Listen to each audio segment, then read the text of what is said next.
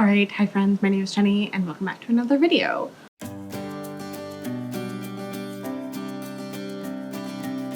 So today I'm going to be going through a bunch of 2022 anticipated releases that I'm really excited about.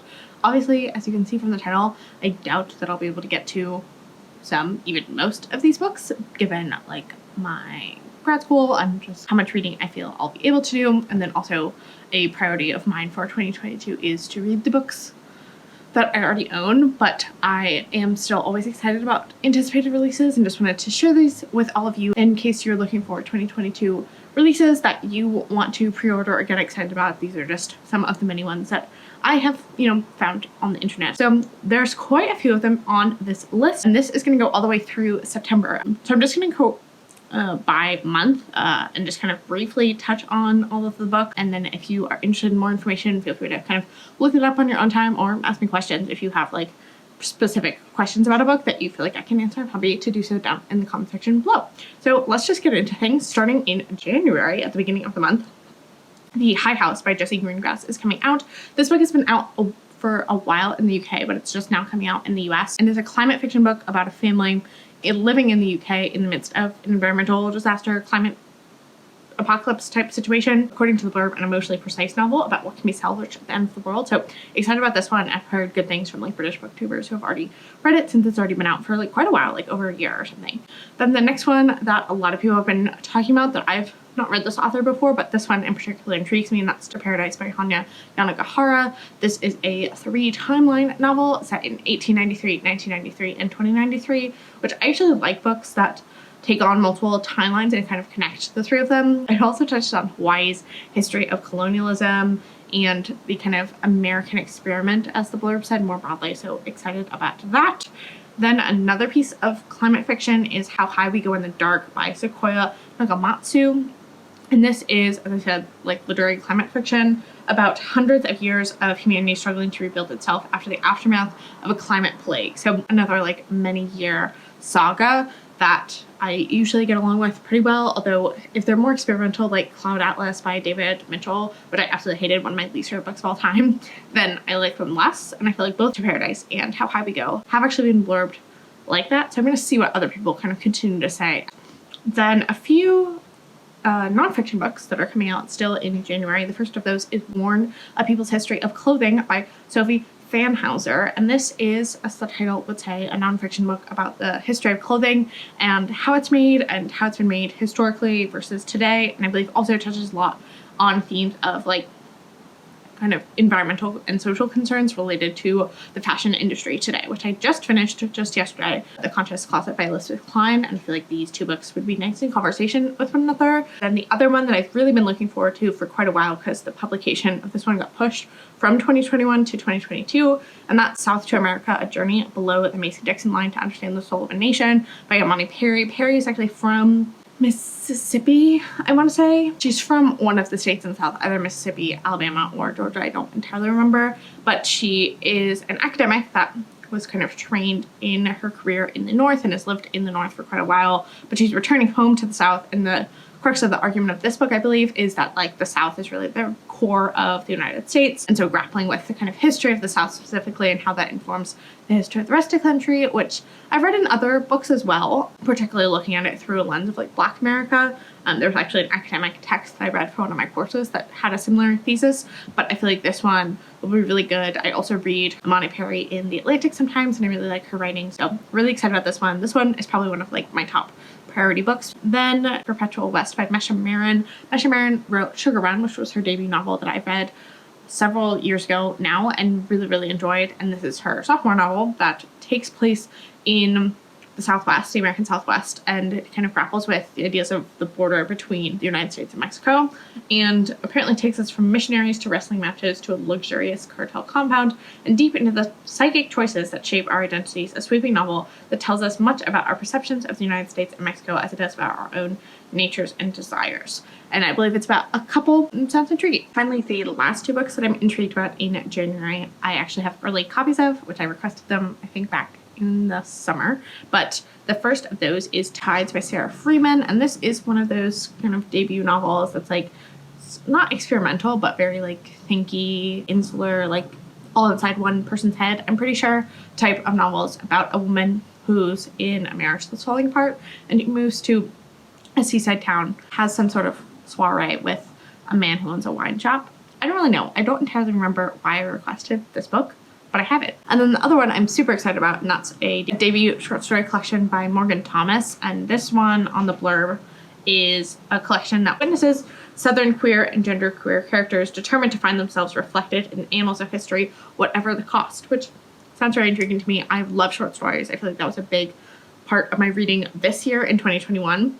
And I'm hoping to continue that in 2022. So now, moving into February, I have significantly fewer books, I think, in February than I did in January. The first of those is another one that I'm not entirely sure about, but I feel like it's going to be pretty buzzy here on BookTube, so I'll be curious to hear kind of more people's thoughts on that, and that's Pure Color by Sheila Heti. Heti's another author that's pretty popular here on BookTube, particularly in the more like philosophical, like artsy girl BookTube. And I have never read her before, but I'm kind of intrigued to try her out. And this one sounds very like grappling with theology, kind of the greater meaning and fates of the world. I've heard her work is like pretty good. Like she seems to be a writer that people really love in terms of the writing style itself. Another one I just wanted to briefly mention is House of Sky and Breath by Sarah J Maas, because as we know, if you've been watching my channel for a while, I do love Sarah J Maas. She's my little guilty pleasure, not literature, but a fun time. And her new book's coming out in February, so I definitely will be reading that from the library. Another one, which I'm super excited about because the first book in this series came out in 2019. It was probably my favorite book of 2019. That's Moon Witch Spider King by Marlon James. Black Leopard Red Wolf I loved, although it was a very divisive book. I think a lot of people really didn't enjoy it, but I loved it. There was something about it that just like really worked for me. And this is the same story as told in Black Leopard Red Wolf, but told from Sogalon, who's one of the characters in Black Leopard Red Wolf, which I feel like is a really interesting way of kind of taking a story, particularly a fantasy story. And the first novel in particular really kind of grappled with truth and who's telling the truth and how do we rely on narrators. Marlon James is a very he is a scholar, he's a professor of literature, I'm pretty sure, and so he is kind of very brainy, but it's still like a fantasy novel, and so it's grappling with a lot of interesting ideas about storytelling alongside of what I found to be a really interesting story. So I'm really excited to see this new character kind of take on that story. Last time I listened to both the audiobook and read alongside it because it was just like really complex, and I think I'll probably do that again at some point this year once I'm able to get the audiobook and get some sort of copy either from the library or something at the same time. Then I also wanted to mention that Tegan Gerard, who runs the Half Baked Harvest blog, is coming out with a new cookbook. This will be her third cookbook, and that is called Half Baked Harvest Everyday Recipes for Balanced, Flexible, Feel-Good Meals. I love Tegan. She's my favorite blogger, probably. I have both of her previous cookbooks, and they're probably the two that I use the most frequently. I just find her recipes to be so delicious, but they're really not time-consuming or difficult to make ever. So I'm super excited about this one. I can't wait to use it every day, as it says in the title. Then the last one in February is When I'm Gone, Look for Me in the East by Quan Berry. I heard about this one recently from someone, and I don't remember who it was, but apparently it's set in Mongolia, and that's all I really needed to know. It's about two brothers traveling in Mongolia, one of whom has just recently become a monk, a Buddhist monk, and they're making a journey. And Mongolia is a fascinating country to me. I would love to visit there. It's pretty high on my travel bucket list if I were to ever travel outside of the United States ever again. And so I'd love to read a book set there, as I never have before. Then in March, I have another two books that I have NetGalley arcs of, so I'll go over those two first. The first of which is Hook, Line, and Sinker by Tessa Bailey. This is a Friends to Lovers romance by Tessa Bailey. I've read quite a few of Tessa Bailey's books, and I'm not as quite on the hype train with her as I think a lot of other people on BookTube are, but I do enjoy her books, and I particularly love Friends to Lovers romance. And then the other one I have a NetGalley arc of is Heaven is a Place on Earth by Adrienne Shirk, and this one is a nonfiction book about a woman who is looking for utopias, very intentional communities, and I think is larger discussion of finding theology and intentional living and people that are also doing intentional living, communal living in the very individualistic late stage capitalism world that we live in, and how do people kind of disregard the norms of America, which I think sounds really interesting. So then there's three more in March that I'm also excited about. The first of which is another short story collection called The Last Suspicious Holdout. And this is an interconnected short story collection by Lady Hubbard, which from the blurb explores relationships in a black neighborhood from the 1980s to the eve of Barack Obama's inauguration. I love interconnected stories. That's one of my favorite forms. Similarly, I think to this like time spanning novel also appeals to me. I just like reading about how people are connected in unexpected ways and how time connects people to one another and changes relationships and stuff. And so this one sounds really good. So I'm really excited about that. And then there's two other nonfiction books coming out in March that I'm intrigued about. The first of which is by someone who I've followed on Instagram for like years and years, who is what she calls an intersectional environmentalist. And her name is Leah Thomas, and her little, it sounds like just a little primer book is coming out called The Intersectional Environmentalist: How to Dismantle Systems of Oppression to Protect People and the Planet. And as I said, I followed her on Instagram for quite a while. I really like her way of thinking about the climate crisis and sustainability, and how do we do that in a way, the cat is here, how do we do that in a way that best equalizes people and is equity driven? And so I'm excited to see her thoughts in book form. And then the other one that I'm super eager for is Elena Ferrante's new nonfiction, In the Margins, on the Pleasures of Reading and Writing. This is another tiny book, and I think is about what it says on the tin of like Elena Ferrante and her love of reading and how that informs her writing and vice versa. So love that for all of us. Then moving right into April, we have quite a few. The first of which is a poetry collection by Ocean Vuong. His sophomore collection, Time as a Mother, is coming out. I don't know anything about it, but I loved On Earth We're Briefly Gorgeous, and I'd love to read his poetry, which I have not done. Another one that's already come out in the UK, and I've heard good things about from British booktubers, so I'm excited that it's coming out here in the US, and that's Reputation by Lex Croucher. This one I've heard is kind of breaking away from some of those traditional tropes of a like historical romance. In fact, I'm not even sure it's really centered on a romance, and it's more kind of a coming of age story using that time frame and using that setup of a historical romance, but really talking about the internal conversations that happen between girls who are involved in like the debutante like coming out aspect of like a classic historical romance, which sounds really interesting. And I think attempts to like shed light in a very funny, like lighthearted way on the more kind of nuances of talking about like sex and marriage and like what that actually looks like for people between a group of girls who are like all experiencing the kind of classic season, if you will, like British, very Bridgerton-esque type thing. So I'm really eager for that one. Then another one is Emily St. John Mandel's Sea of Tranquility, which apparently includes time travel, which another book later coming out in May also includes time travel, which is another one of my buzzwords. I love time travel. I think it's so cool. Again, I mean, same like interconnected short stories, multi-generational sagas, and time travel all grapple with the ideas of how people are connected in unexpected ways. And so I'm really excited to see Emily St. John Mandel take on time travel. I really loved Station 11 when I read it like 4 years ago or something. And I feel like she does science fiction dystopian, but in a very rooted way, you know, not like really out there set in space science fiction dystopian worlds in a really good way. And so I'm excited to see her take on time travel, and apparently it also includes space. Then the last of the books that are on this list that I have a Neck-Ellie arc of is To Marry and to Meddle by Martha Waters, which is a bit more of a traditional historical romance that's about a marriage of convenience. I read To Love and to Loathe way earlier this year in like April or something, and I absolutely loved it. It was hilarious. It was like sexy times. It was poking fun at some of the like silly aspects of this while still like fitting within the traditions of the genre. So I had a great time. Excited for this third book as well. Then the last book coming out in April that I'm intrigued about is Indelible City: Dispossession and Defiance in Hong Kong. This is by Louisa Lim, and is who I believe is a journalist. And this is a nonfiction book just about Hong Kong and its relationship with China, particularly in light of the Chinese takeover of Hong Kong. So that's something that I really know very little about, but I would love to know more. And so this is a book that I'm hoping will be able to teach me a bit more about that conflict, and particularly the history that like roots that conflict.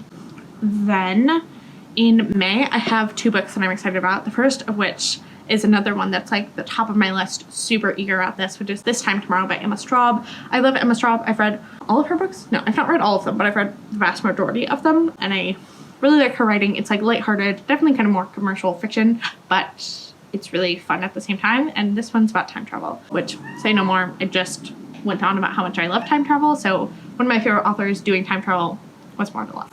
Then the other one is You Made a Fool of Death with Your Beauty by Akwaeke Emezi. And this is apparently a more kind of traditional romance novel from Emezi, who I've not read yet, but I'm actually planning on reading The Death of Vivigoji as the last. Sorry if you can hear the cat in the background. He wants to be free, but you know, he chose to be in here. So I'm planning on reading The Death of Vivigoji at some point over the next couple of days. So if I like that one, I'll be even more excited about this one. Then moving into June, I have 3 books that I'm excited about. The first of those is Horse by Geraldine Brooks, who is a kind of more classic, slightly more commercial historical fiction author. And this is another like 3 timeline novel that's 1850, 1954, and 2019 that tells the remarkable true story of the record-breaking thoroughbred Lexington, who became America's greatest stud sire.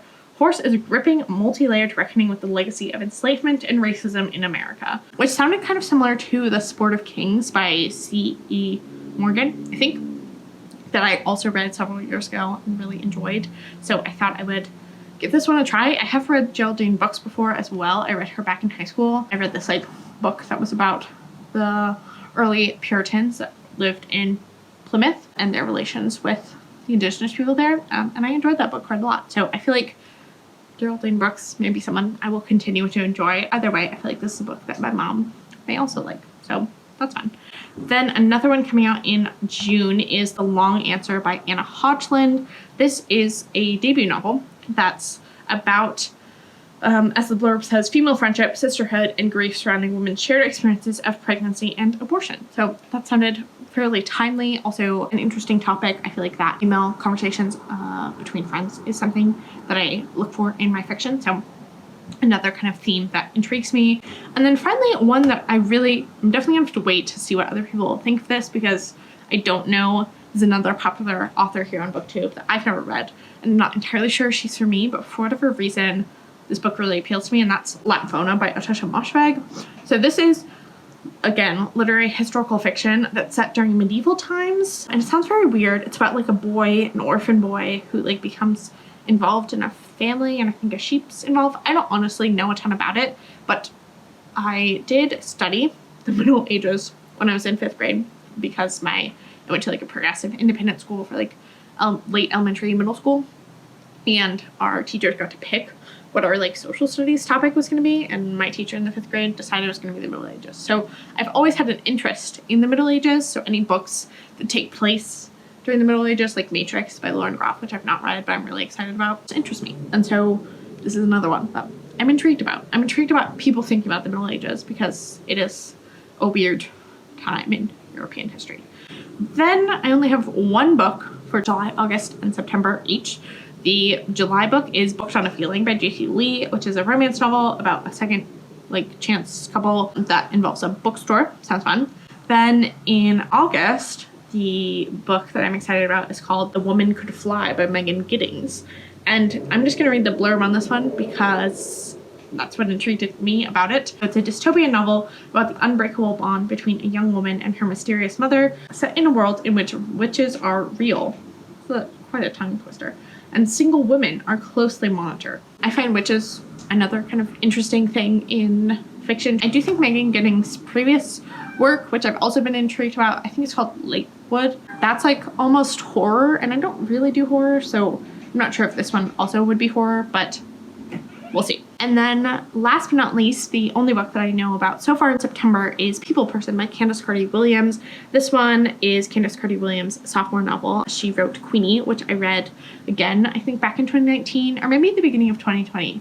Either way, it was a favorite book whenever I read it, and I am super excited to see what she does next. So this one is a like family dynamics novel about a group of half-siblings reconnecting after, I believe, the death of their father, none of whom they were really close to, but obviously he's all of their father, and so he kind of brings them all together to connect with one another. So if any of these books are ones that you're excited about, please do let me know down in the comment section below. Additionally, if you've heard of a book that you think I might be interested in, please, again, let me know down in the comment section below. Finally, if you are new to my channel, please stick around and subscribe if you are so inclined.